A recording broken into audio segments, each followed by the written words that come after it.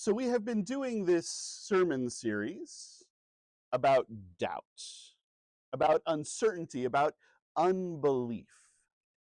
And we started out kind of calmly with that idea of God helping our unbelief. That sometimes we believe, but our belief isn't as strong as we might want it to be, and we need help with those areas where we don't believe, where we're having trouble with belief, where we have unbelief.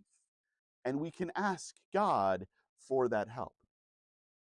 Then we moved on to those times when we can't hear God, when we can't see God, when we're not so sure if we can feel God, when God is in the silence, in the quiets, and we have to listen very carefully, very closely to find God. And then last week we got into the dark nights of the soul. Those times when we're not sure that God is there at all, and when all we have is frustration and sadness and despair and anger towards that God who we are not sure is there at all. And we talked about yelling at God, which is at least a little bit of faith. Maybe God is there to be yelled at, and how God can handle that and take that in and help us through that. How God is there for us even in our despair. And now we're on the upward swing of this series. We've had the most depressing sermon. Now we are getting back into hope. And I made this distinction last week that I think will be useful as we move forward. This distinction between intellectual doubt, the kind of doubt that makes you go, walking on water seems hard and kind of unlikely. I'm not so sure how that would work. Or the archaeological evidence for the Exodus isn't great. I wonder how to square that with what we know from history. The kind of doubt of the mind. I made a distinction between that kind of doubt and emotional doubt. The kind of doubt that makes us go, how can there be a God in a world where all of this lousy stuff is happening? Have you looked around lately? Surely there cannot be a God who is love in charge of all of this. That kind of doubt of the soul. And I said we'd talk a little bit about intellectual doubt. So I want to talk about that for just a sec before we get into the depths of this story, because this story, the story about Thomas, is often treated like it's intellectual doubt, like it's doubt of the mind, like Thomas just has some questions. And I'm not quite sure that's all that's going on here. So I want to say intellectual doubt is fine. I mean, emotional doubt is also fine. Doubt is part of life. It is a thing that we go through. It is part of the human experience. But that intellectual doubt, that kind of thing that's just questions about God, questions about Scripture, questions about history, questions about the story of our faith, that's a great kind of doubt. That is kind of a wondrous kind of doubt, because that is the kind of doubt that can spark curiosity about things. That can make us go, I wonder, and then look deeper and find ways to get beyond the surface of our faith into the depths of this idea of Christ, into the depths of the gospel, into the depths of the good news in ways that we couldn't before. Intellectual doubt, the doubt of the mind, can lead us further into faith. And that's great. So, that is to say, if you have intellectual doubts, if you have wonderings, if you have curiosities, let's let those fly. And we can talk about them and reason together and argue together and get deeper into stuff. Intellectual doubt is fine. But emotional doubt, that doubt of the soul, can be more troubling. It can lead us to places we really don't want to go. And I think that our story today, our story about Thomas, is a combination of both of these. So I want to walk you through it just a little bit, because Thomas is often this figure who is cast as the villain. Ah, Thomas, you doubted when you shouldn't have doubted. We're going to call you Doubting Thomas, and we're going to say you're the bad guy for having questions. And sometimes Thomas is cast as the hero. Oh, Thomas, who demanded evidence for a pretty extraordinary claim. That's the right thing to do. You had questions. You wanted proof. Good Thomas. And the thing is, it's a little bit of both.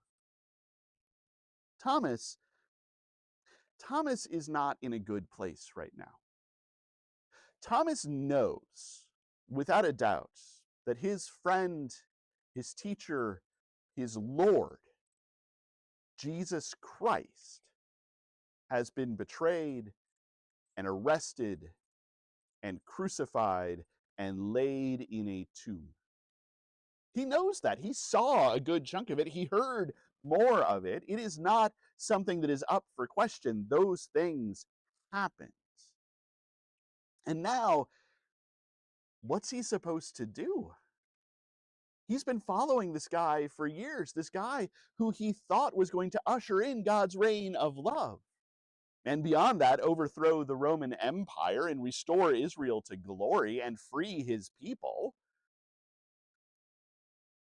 And that guy is dead in a tomb. That's not just intellectual. That's emotional. That's not just a matter of the mind. That's a matter of the soul. He is down.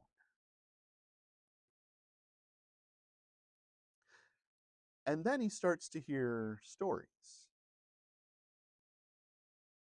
He has heard that Mary Magdalene went to the tomb and encountered the risen Christ and came back and told the disciples he was there, told the disciples that Christ is risen. And that sounded unlikely. I mean, there was the thing with Lazarus where he was risen, but Jesus coming back and not coming and seeing the disciples immediately, not coming and letting Thomas know right away, that just seems unlikely. That seems hard to believe.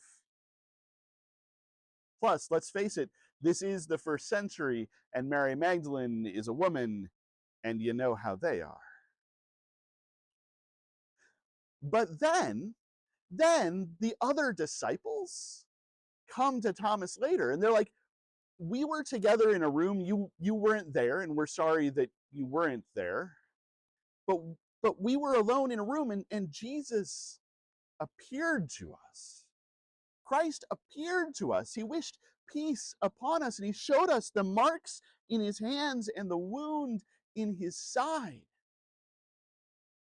Christ is risen. And Thomas says, that seems hard to believe. Why would he appear to you when I wasn't there? This seems like I am conveniently missing from all of the times when we see proof that he was risen. And he says, I will only believe if I too can see the risen Christ. And that, I think, would be fine. That, I think, would be great. I understand that place of saying, I also need to have this experience in order to believe that this experience is real. But then he pushes it a little farther. I will only believe if I see the risen Christ and I see the marks in his hands and I can stick my fingers in the marks in his hands. I will only believe if I see the risen Christ and I see the wound in his side, and I can take my hand and stick it into the wound in his side. Thomas moves from this place of asking for the same kind of evidence, the same kind of experience that everybody else has, to demanding more, and not just demanding more, but demanding something that is kind of intrusive. I mean, there is a big space between tell me the story, let me experience the story, let me stick my hand in someone. That moves from needing evidence to needing intrusiveness, to needing to break barriers, to needing to get into something. It is almost as though Thomas is in a place where he is not merely lacking belief, where he is not merely short on faith, but where he is turning away every bit of hope that comes his way. And I understand that because, let's face it, we've been there. We know what it is to occupy that place. We know what it is to have that kind of doubt of the soul, to have that kind of emotional doubt, to have that kind of thing that says, I will not accept any evidence. I will not accept any experience. I will not accept anything that directs me towards something better. I have decided to be hopeless. I have decided to be faithless. I have decided to hold my unbelief closely, to cherish it. Because at least I can be certain of it. And that, I think, is right there what gets Thomas in a little bit of trouble. I think that right there is what moves Thomas from the realm of, if not a hero, at least someone who I understand,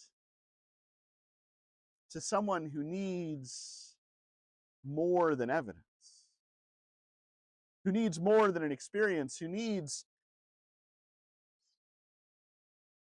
someone to hand him some faith, who needs someone to carry him, who needs someone to help him, who needs someone to love him, who needs someone to wrap him up and say, it's okay. You can take that dare to believe, that step into faith, and see how it feels. You don't have to just turn it aside. And then Jesus does appear. And if you want to see how Jesus deals with doubt, even this doubt of the soul, even this deep emotional doubt, even this kind of faithless uncertainty, here it is. Jesus shows up and says to Thomas, here are the marks, put your fingers in them. Here's the wound in my side, put your hand right in there. Jesus is not offended by this. Jesus is not angry at Thomas about this. Thomas is in a bad place, and Jesus and Christ shows up to hold him and to love him and to say, here you go, this is what you needed. I will give you what you needed. And Thomas is just open enough, has just enough space there to exclaim, my Lord and my God. Now, Jesus does have the little addendum on there. Have you believed because you have seen? Well, blessed are those who have not seen and yet who believe. But that's not directed at Thomas. That's directed to all the disciples who saw him. Jesus will give us what we need. But we are even more blessed when we are bold enough to take that risk, to step into that story, to say, maybe hope is possible. I will live as though there is hope. Maybe love is possible. I will live as though there is love. Maybe forgiveness is possible. I will live as though I am forgiven. Maybe redemption is possible. I will live as though I am redeemed. Maybe resurrection is possible. I will live as though I have been brought back to life. And blessed are we when we can take that leap of faith. But leaps of faith are next week. For now, we stand here. Doubt is fine. It is something that we all have. Unbelief is fine. It is something we all deal with. But when we are dealing with that, we must remain open to the possibilities that Christ offers.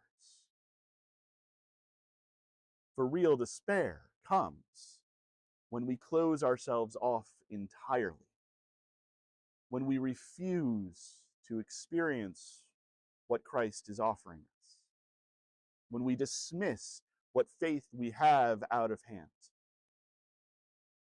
So, be bold, be daring, be open to the possibility, and see what Christ will bring.